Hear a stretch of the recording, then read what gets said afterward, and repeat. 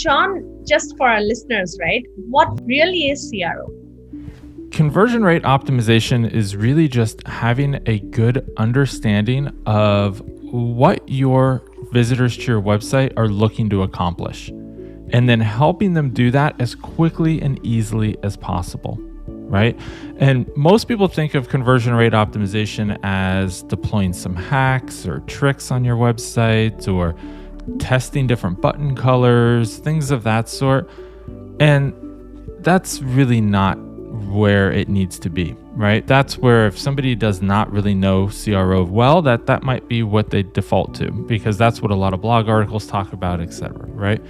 But in reality, conversion rate optimization is all about helping your consumers accomplish the two tasks that they're at your website to do. The first is they were brought to your site because they have a pain or a need, and they think that your website or product or service can help them solve that pain or need, right? And so somehow, was it an ad that they saw, a referral from a friend, something of that sort that led them to believe that your site is going to help them solve that pain or need. And then once they're on your site, they do that research, they understand that you can help them, they want to buy or convert as quickly and easily as possible and get on with their lives. And really, that's how this operates. Got it.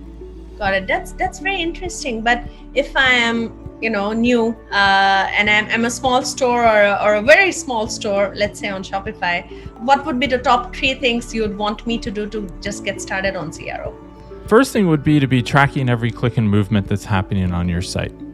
That means having great analytics, of course, right?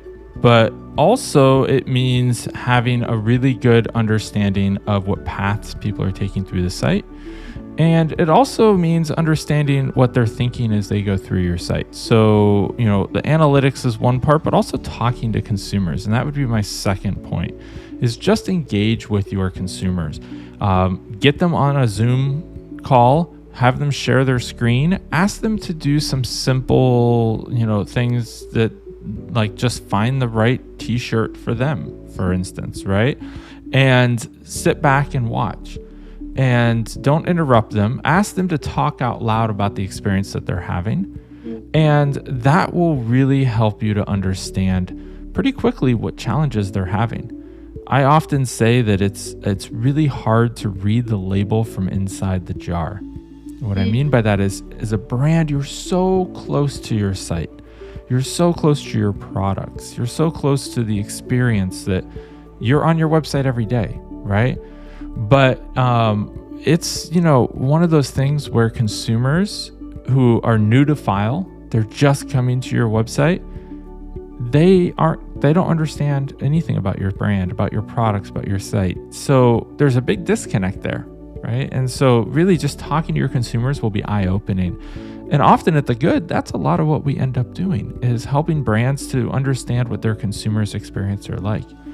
And then the third thing, Kaus, would be, really a lot of brands I mentioned start wanting to deploy all these different types of tools, but there's really only a couple that make a big difference. And they're all around customizing that consumer experience.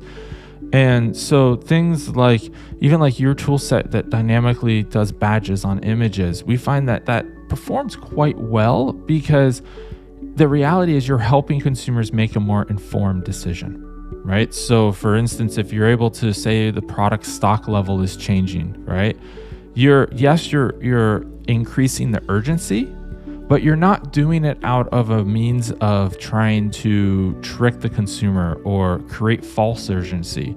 You're being helpful. You're saying, hey, there's only a few of these left. If you want one, you should probably buy it now, right?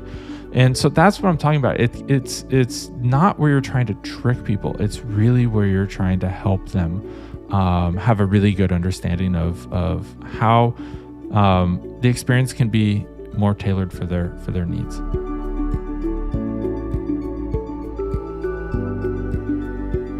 I will share my screen here, and we can take a look at these together.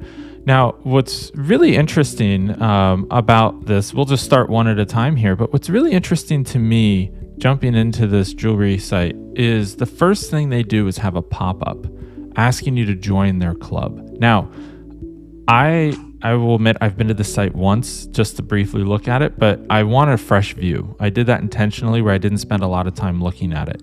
I want to approach it as if I don't really know a whole lot about this brand, right? And here we are already. I don't know a whole lot about the brand, but they're asking me to join their club, right?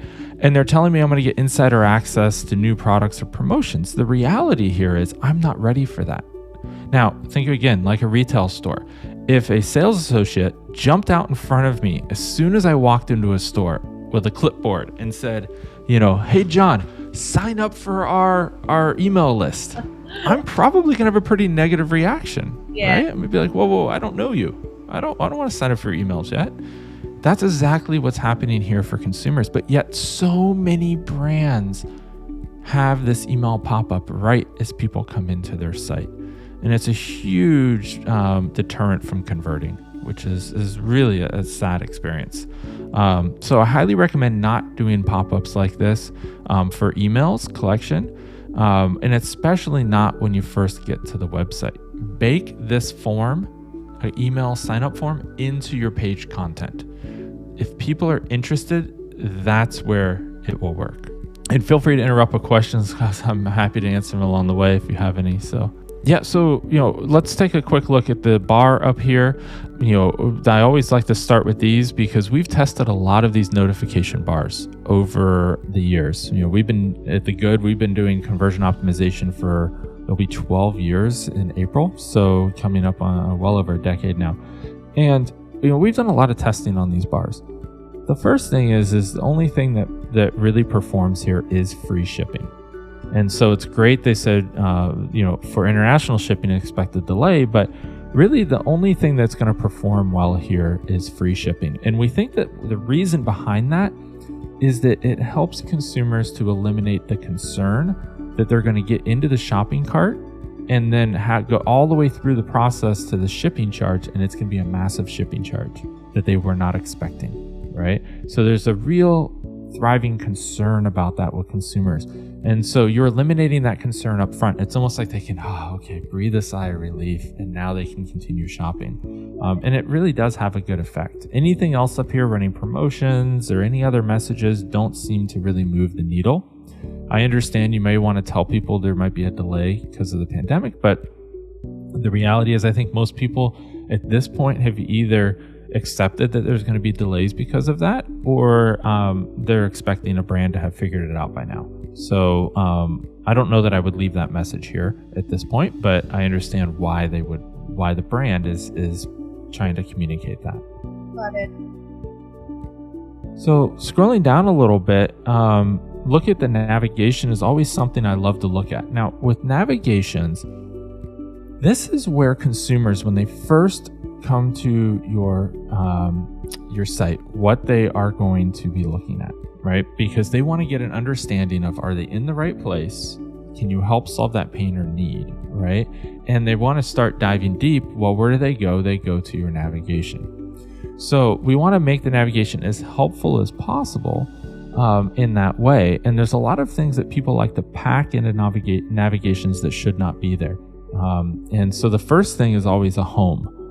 We should eliminate home from the navigation. If people want to come back to your homepage, they'll click on your logo.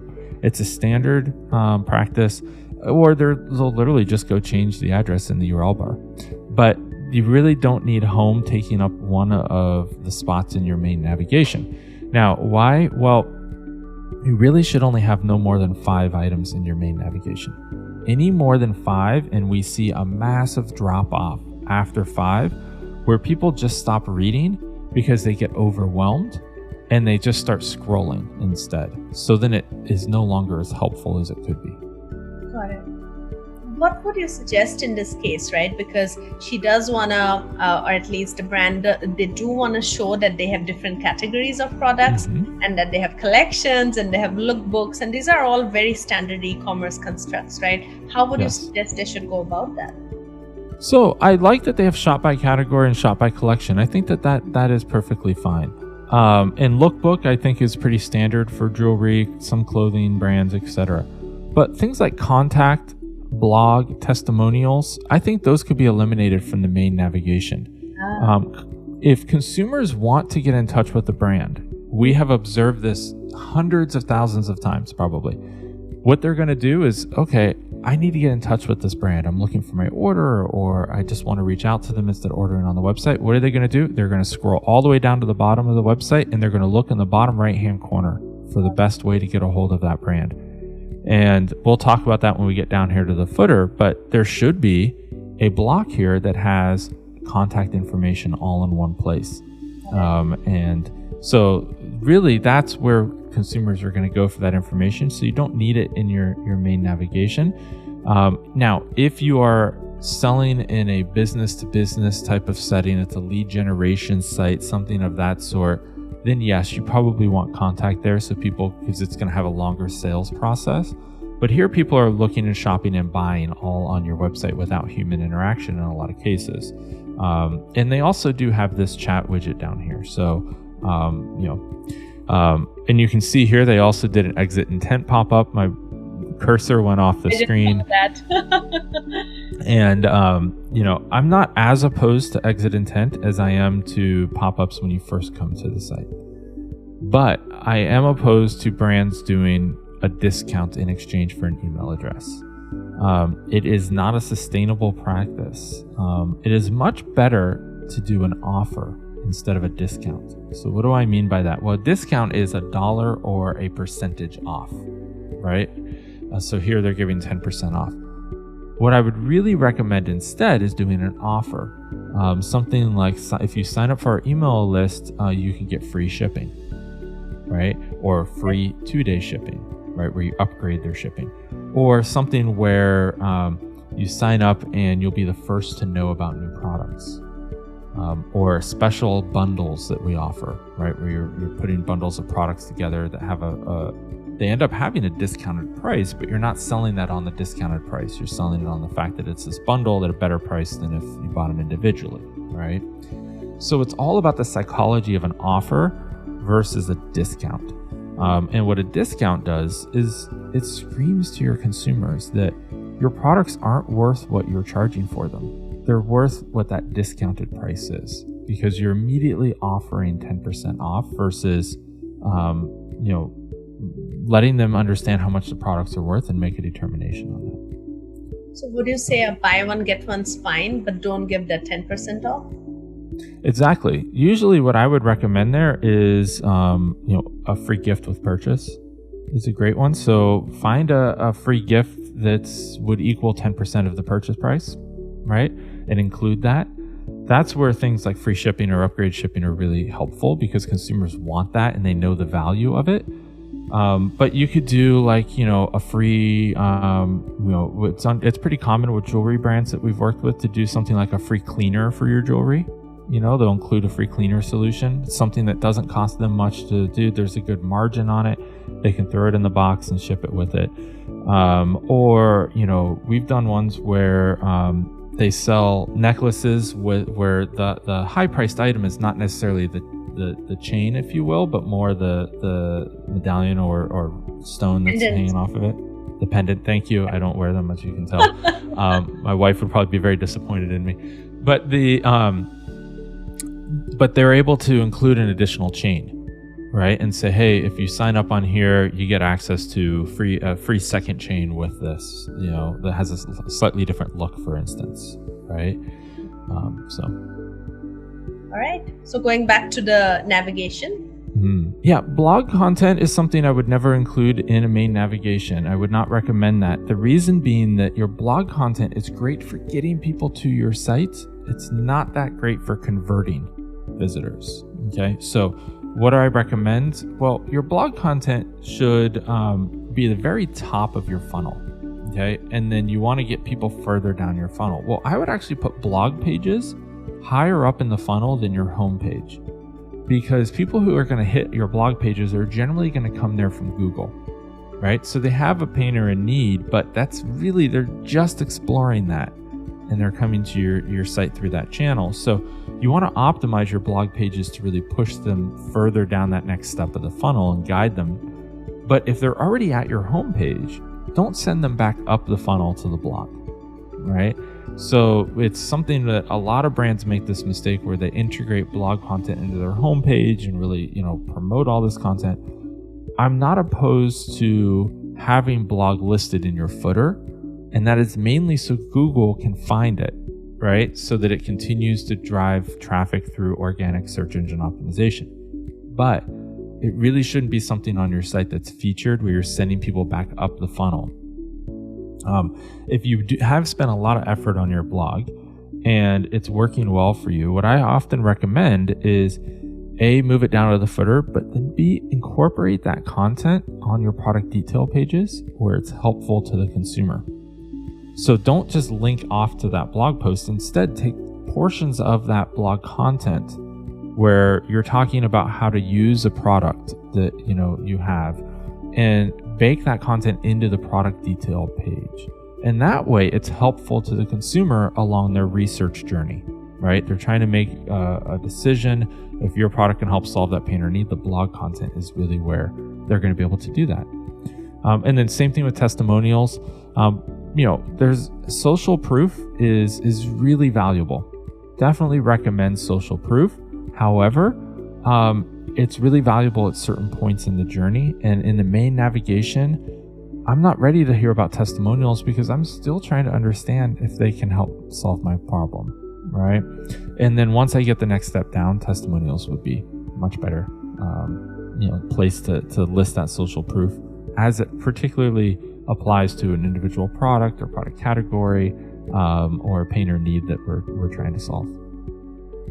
Makes sense. I think I'm going to pick, I'm noting down some of them even for our website, not just for this e-commerce website. Great. And then I always want these main focus areas on the homepage. Everybody has these banner areas with great photography in them. I always want this to be featured on I wanted to tell people what makes them different, right? And so what is the unique value proposition that they have? And what pain are they solving? And right now it's rainbow gemstone drop dangles. Well, that doesn't really tell me much. It reads to me like this is the only product that this company sells. And maybe that's the case, but based on all these categories, I don't think it is, right? So as a consumer, and I'm now looking at this and I'm saying, oh, well, maybe that's really what they sell and that's all they sell. And then I go to shop now and you can see it takes me into the collections page. But I would really say something along the lines of what is a pain that people have when they come here, right? What are they looking to do? Is it, a certain type of handmade jewelry that they're looking for? They want that artisan look, perhaps something of that sort, right? What makes them a little bit different? That's what I would focus on here. And then scrolling down a little bit here, this is where, okay, now I start to see that they have other types of products. I think it can be really helpful. And I see that they have these bestseller badges, which is wonderful and sold out. Those type of things do drive urgency and are great to see. And again, that's a bestseller is a point of social proof. So I think that's really well done. The one thing I would suggest here is that they have a clear call to action. So have a button under each of these that says something like learn more or view details. Now, I understand you can click on the image or on the text and get there as well, but we have found that just telling people what to do, clearly saying here's that next step, it goes a really long way. So just having that button there will make all the difference, I think. If you want people to convert, maybe you just add an add to cart over here? Usually I would not do add to cart on a homepage at this point. Consumers are not ready to purchase, we find, yet. They want to learn more details. So I usually recommend a low intent to purchase call to action, something like view details, learn more, instead of an add to cart or buy now. The reason being is based just on this image and this little bit of a description and the price, I'm likely not ready to buy yet. I really want to take that next step and learn a little bit more about the product. And so that's generally why we don't recommend that. We have run a lot of testing on that, and it actually really hurts conversions because people never go to that next step because they're afraid if they click that button, they're committing to buying it and they're not ready to do that yet. Jon, what about the price? It's not really standing out for me when I'm looking at it. What do you think about that? It's not standing out for me either. And quite honestly, I would almost just remove the price from this step because I don't know that the price on any of these products is going to be a big deterrent from people, not just buying. I think the price points are wonderful on these products based on my experience, but also that it's really not the information people are looking for yet. Yeah. Right? On a product detail page, having that information is wonderful. But at this point, they're just saying, okay, I'm looking for pearl earrings, stud earrings. Do I have a couple of options here? Yes, okay. But also, this is a very technical description, right? 3mm to 3.5mm AAA natural freshwater pearl button stud earrings. Okay, I don't know about you, but I don't really have a concept of what 3mm looks like in an earring. And again, maybe that's just because I don't wear earrings, but like, it's not. Not because of that. Yeah, and I also don't know what AAA natural freshwater pearls are, right? So to somebody who really knows, that's helpful, and that means that's great content for a product detail page. But it's not great content at this stage, right? Instead, I would just say pearl button stud earrings. And you could say something like that's your small size, because I see they have like 3, 9, and 5. So I would assume 3 is small, 9 is large, and 5 is medium, right? So you could do something like that that's going to help people have a better understanding. And then, of course, you can see here the price points are adjusted accordingly, right? So that most likely makes sense. But that's going to be a lot more descriptive to somebody, right? Like, oh, I'm looking for a smaller pair, or no, I really want to go big with my earrings, so I'm going to go with the larger size, right? So that's generally how I would be looking at this. As I'm looking at it, another thing's coming to my mind is that I think they have 3 colors of the pearl earrings, and so they're kind of trying to put all 3 in the picture. Maybe that's what they're trying to say or not. How would you suggest it as an e-commerce store? How do I show the variants, or the color variants, or something like that about the products that I'm trying to show? Great question. Normally, what I would recommend here is to shorten the description as we spoke about, and then instead of the price, have 3 color swatches down there, just 3 little squares of the different colors. So it looks like they have kind of like a white, a silver, and a gold, maybe. And so that would be something that would be good to put there. And then have that be next to a learn more, view details button, right? And then you can roll over those images or click on them and it would change the picture to be just the one. Because right now, what this looks like to me as a consumer is I'm buying all 3 sets of those. Exactly. Yes, it does. Yes. And if that's not the case, I'm going to be upset when I get there. So. Absolutely. Yeah. New badges. I love that. I don't know why there's 2 different colors. I would want to see some consistency between these, perhaps, just because you're training your consumers that this is to look for this badge for the newest items, and then all of a sudden it's a different color. I'm trying to understand as a consumer, what's the difference? What does that mean? Right? So I think that's good. And then down in the footer, let's talk about the footer really briefly here, and then we can move on to the next site maybe, unless you have other questions here. But there's, as I mentioned, there's a few things that should be in your footer. The first is on the far left-hand side over here, you should have a very clear shopping navigation. So I almost always like to have a few different columns. So I'll draw here. This is always should be your shopping navigation with your categories listed. Okay. And then next you should have more information, right? So all of these items I would move here. And then you have helpful to consumers, right? And then over here on the right, I always want to see contact information, right? So that's where I would list your address, your email address, and ideally a phone number if you can. And I always prefer to see an address here because it gives people a sense of trust. Like, I know you're a real business, and I know that you have a physical place of business, and it doesn't even matter if it is a PO box, for instance, right? If it's not a physical building that you're sending this to, that's okay. And then what else I would do is this email sign up form I would just put in here, right? And so that's in a decent location if you just make it a little smaller and move it over there. And then on this, I would make sure that you're including 3 things in the email sign up. The first is set expectations. How often are people going to get your emails, right? Is it you're going to email them once a week, once a month, only when you have special sales? What does that look like, right? Set clear expectations about what you're emailing them about, right? So we'll email you once a week and you'll be the first to know about new product releases. Or we release new products once a month, you'll be the first to know, right? Now I'm excited. I want to know, okay, great. I want to be the first to know because I like your products and I'm okay with getting emailed once a month about that. Great. Then the third thing you really need to have on there is privacy. In their pop-up initially, they did a good job of that, of saying that there was, they've respected privacy, would not spam you.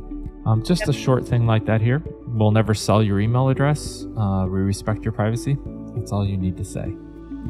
And you will see people sign up who are actually interested because, again, consumers are trained if they want to keep in touch or get in touch with the brand, they're going to scroll all the way down to your footer to do that. Thanks, Jon. I'm sure the team has a lot of feedback that they're going to work on and fix their website. But Iceland also sells their products through Instagram store. And for that, we have Pooja with us. Pooja is a brand marketing consultant, and she's going to do a teardown of Iceland's Instagram store. Over to you, Pooja. Thanks, Kaus. In case of Iceland Designs, let's start with the Insta bio, right? So I'd like to say that good brands ensure that it's crisp, it is true to the brand personality, and it actually pops. One thing that I love is using emojis over here, but nowadays while texting, while talking, people express in emojis, right? So while people read, they comprehend better with emojis. Yep. Good mix of description and bullet points actually improves readability, helps you bring out your USPs easier. Next would be this section. I call this like the most premium real estate for your Insta handle, because people feed is a little 2019 and now people talk in stories and ephemeral content, right? You always go and check your story first before the feed. So by natural propensity, people would want to come and check out what was hot just some time ago. So having a great icons or buttons or designs which are actually becoming like a store catalog right here would definitely help you get those clicks. And finally, moving on to the feed. So there are a good bunch of product images, high quality images, which I really like. There's the logo here, so it helps you establish connect. But the point of a social handle is to not just talk your products. You should actually talk your brand story. So you need to keep on exploring different content buckets. So off the top of my head, it's March, right? So there's Women's Day, there's Mother's Day coming up. So actually make a story through your products and have that get communicated through your social handle. Even maybe having a little bit of a sneak peek into the artisans making these beautiful pieces of jewelry. Right. Kind of things really make you connect with the customers and actually have you have people coming back again and again on your social handles. All right then, stay tuned for the part 2 of this episode to watch the next teardown with Jon.